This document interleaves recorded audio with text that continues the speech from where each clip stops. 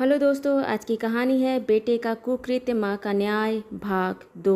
दोस्तों, अब हर सप्ताह सोमवार बुधवार शनिवार आपसे मिलेंगे एक नई कहानी के साथ सुबह 11:30 बजे।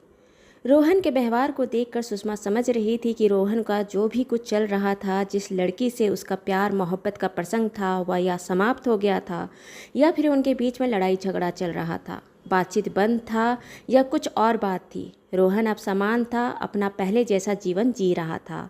अब बिना वजह मुस्कुराता नहीं था। वैसे ज़िंदगी में वैसी खुशहाली नहीं थी जैसे रहती थी, पर उनका बेटा ठीक था। लेकिन जब 2-3 दिन बाद जब एक दिन उनका बेटा अपनी माँ को बाय करते हुए घर से निकला, तो सुषमा जी देखी कि घर के बाहर के आगे गली से जहाँ मोड़ है, वहाँ पर एक दुकान पर एक लड़की खड़ी कुछ खरीद रही थी और एकटक सुषमा जी के घर की तरफ देख रही थी। सुषमा जी नोटिस की कि रोहन उसको देखकर अपनी गाड़ी और स्पीड से वहां से निकालता हुआ चला गया और उस लड़की की नज़र रोहन को उसके घर से निकलने से उसकी नज़रों से ओझल होने तक पीछा करती रही। अब ज़्यादातर सुषमा जी देखती कि लड़की उनके घर के आसपास दिन भर में 2-3 बार देखी जाती थी। रोहन खिड़की से कभी कभी चुपके उस लड़की को देखता कि वह है या नहीं है। साथ में खिड़की से देखने के बाद अपने घर में अपने माँ पिता को भी देखता कि उसके माँ पिता को क्या आभास हो रहा है, वह क्या देख रहे हैं, वह क्या समझ रहे हैं। कभी उन्हें किसी बात का आभास तो नहीं है। बीच बीच में 1-2 बार रोहन को किसी का फ़ोन काटते और कभी कभी फ़ोन पर पूरी तरह से झल्लाते हुए सुना था। तुम फ़ोन बंद करो, मेरे को फ़ोन करके परेशान मत किया करो। मैं नहीं जानता, मैं किसी चीज़ के लिए जिम्मेदार नहीं हूँ, मैं किसी चीज़ का रिस्पॉन्सिबल नहीं हूँ। मैं ही अकेला नहीं था, तुम भी आई थी। तुम क्या समझती हो, मेरा पीछा छोड़ दो। सुषमा जी बहुत ज़्यादा या पूरी बातें सुन तो नहीं पाती थी, लेकिन जितना सुन पाती वह समझने की कोशिश करती। एक दिन सुषमा जी पूछी, रोहन क्या बात है, कुछ बात है क्या? आजकल बड़े परेशान दिखते हो। रोहन बोला, नहीं माँ, ऐसी कोई बात नहीं। अब कॉलेज यार दोस्त, कॉलेज विलेज में तो सब जानती ही हो, कुछ ना कुछ होता ही रहता है। परेशान होने वाली कोई बात नहीं, आप टेंशन मत लो। कहता हुआ रोहन उन्हें टाल गया। सुषमा जी कुछ बोली नहीं। 4-5 दिन हुए थे। एक दिन रोहन घर से निकला। रोहन जब घर से निकला तो सुषमा जी अपने घर के ही हॉल से खिड़की में लगे पर्दे की ओर से देख रही थी। एक लड़की उसे खड़े होकर देख रही थी और रोहन उसके सामने से बाइक की स्पीड तेज करते हुए निकल गया। लड़की बस रोहन को देखते रही। रोहन के चले जाने के बाद सर झुकाकर खड़ी हो, अपने हाथ को अपनी आंखों और गालों पर लुढ़क आए आंसुओं को सबसे छुपाते हुए पोंछी और वैसे ही खड़ी रहे जैसे कुछ सोच रही हो। फिर धीरे धीरे वह सुषमा जी के घर की तरफ आगे बढ़ने लगी।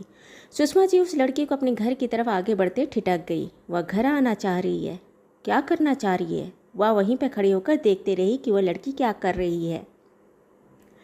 थोड़ी देर बाद वह लड़की घर के गेट पर दस्तक दी। सुषमा जी जान तो गई थी कि यह दरवाजे पर दस्तक देने वाला हाथ कौन है। उसने दरवाज़ा खोला तो सामने वह लड़की खड़ी थी। सुषमा जी बोली, हाँ बेटा, किससे मिलना है? वाह वाह, वह आंटी रोहन है। सुषमा जी बोली, नहीं बेटा, रोहन तो अभी तुरंत कॉलेज निकला है। तुम थोड़ा सा लेट हो गई, कोई बात नहीं, फ़ोन करती हूँ। अगर दूर नहीं गया हो तो घर वापस आ जाएगा। नहीं नहीं आंटी, कोई बात नहीं, कोई बात नहीं, मैं बाद में मिल लूँगी। मैं आपसे कुछ बात कर सकती हूँ? सुषमा जी बोली, हाँ हाँ, क्यों नहीं, आओ ना, बैठो। सुषमा जी उसको हॉल में लेकर आई, पानी दिया और साथ में बैठ गई। बोली, हाँ बेटा, और क्या करते हो, क्या नाम है? जैसे बात होने लगी। लड़की ने बताया उसका नाम है पिया। सुषमा जी बोली, पिया, बहुत ही प्यारा नाम है। पिया सही में बहुत सुंदर थी। पिया के कमर से थोड़े ऊपर तक बड़े बड़े बाल थे, थोड़े घुंघराले थे, गोरी चिट्टी थी, पतली दुबली थी और प्यारी मुस्कुराहट थी। बोली कि मैं पिया हूँ। वह रोहन के साथ ही पढ़ती है और हम दोनों का ग्रेजुएशन का आखिरी साल है।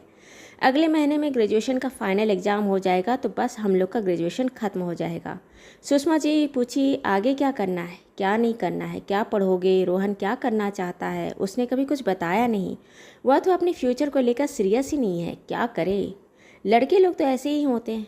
पिया और सुषमा जी दोनों हंसते रहे। सुषमा जी पिया के चेहरे पर आते जाते भाव, खुशी, गम, दर्द, तकलीफ, झिझक सब देखते रही थी, लेकिन फिर भी अपने को संयमित करके बैठी। फिर पिया बोली कि आंटी, आपसे एक बात करनी थी। पिया बोली कि रोहन और वह बहुत अच्छे दोस्त थे। सेकेंड ईयर के पहले 1-2 महीने तक हम लोग का बहुत अच्छा दोस्ती था। एक दिन रोहन ने मुझे प्यार के लिए प्रपोज किया। पसंद तो मैं भी बहुत करती थी और मैं इनकार नहीं कर पाई। अब हम दोनों गर्लफ्रेंड बॉयफ्रेंड बन गए थे। हम दोनों में अफेयर चालू हो गया। हम सब दोस्तों के ग्रुप में 8 लोग हैं। जिसमें मैं और रोहन भी थे। होटल में खाना हो, कभी रेस्टोरेंट में जाना हो, गार्डन जाना हो, कॉलेज के कैंटीन हो या क्लास, 8 बच्चों की मंडली सब साथ बैठते, एक दूसरे के साथ मस्ती करते, मजाक करते, अच्छी बातें होती थी। होली आने वाली थी। होली में हम दोस्तों की मंडली और कुछ अलग दोस्तों की मंडली एक जगह में पार्टी करने वाले थे। गार्डन और एक घर पार्टी वाली जगह थी। हम लोग की पार्टी हो रही थी। रंगों से खेलते, पानी में नाचते, हंसते गाते, एक दूसरे पर रंग लगाते हम लोग होली का फंक्शन कर रहे थे। भांग की लस्सी भी थी, लेकिन हमें नहीं पता था कि बाहर के दोस्तों की मंडली ने जूस में दारू भी मिलाया था। मैं खेलते खेलते बहुत गीली हो गई थी और मैं घर के अंदर आई और मेरे पीछे रोहन भी आया। हमारे बीच में ऐसा स्थिति बनी कि उस दरमियान में हम खुद को रोक नहीं पाए। पिया सारी बातों को बताते हुए कहीं अटकती, कहीं झिझकती, सर नीचे झुकाकर बातें बताती जाती। सुषमा जी बोली, मैं सुन रही हूँ बेटा, आप बताओ। पिया बोली कि हम जानते थे यह गलत हो गया है, लेकिन बस हो गया था। हम उस चीज़ को आगे कभी दोहराने का ना सोच के गलती को भूल के आगे बढ़ गए। और एक पल के लिए लगा भी कि ठीक है, आज नहीं तो कल जाकर हमको तो शादी करनी है। अगर हमारे बीच में कुछ ऐसा हो भी गया तो क्या दिक्कत है। 2 महीने बाद मुझे पता चला कि मैं माँ बनने वाली हूँ। जब मैं रोहन को बताई तो रोहन साफ साफ इनकार कर दिया। उसे बहुत डर था कि वह अपने घर में क्या बोलेगा, आपको क्या बोलेगा, अंकल को क्या बोलेगा। मैंने उसे बोली कि अगर तुम्हें इतना डर लग रहा है, एक लड़का होने के बाद तुम्हें डर लग रहा है कि तुम घर में क्या बोलोगे, माँ को क्या बोलोगे, पापा को क्या बोलोगे, कभी मेरे बारे में सोचो कि मैं अपने घर में क्या बोल दूँ और क्या नहीं बोलूँ। और उसने एक ही झटके में बोल दिया, अबॉर्शन करवा लो।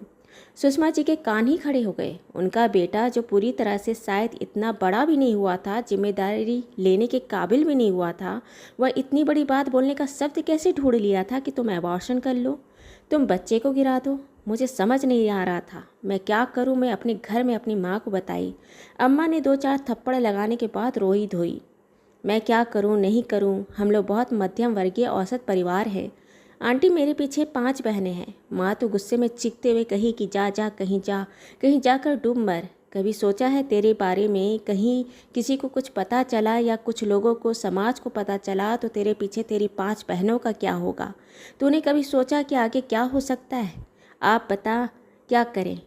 क्या वो लड़का तुझसे शादी करने के लिए तैयार है। रोहन तो पहले ही फुर्सत में अपने हाथ खड़े कर दिया था। बोला, मेरे को शादी नहीं करना है।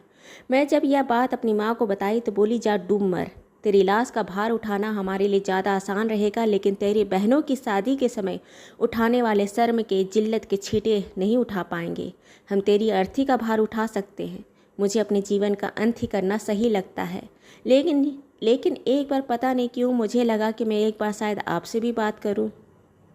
सुषमा जी चुप हो गई। क्या बोले। उनके बेटे ने क्या कर दिया था और आज के बच्चे ऐसे कैसे होते हैं। अगर कर ही लिया तो फिर इतनी हिम्मत क्यों नहीं होता कि उस चीज़ को ठीक करे। गलतियां हो सकती है, लेकिन गलतियां ठीक करने का भी तो हिम्मत होना चाहिए ना। बोली, ठीक है, मैं कुछ सोचती हूँ।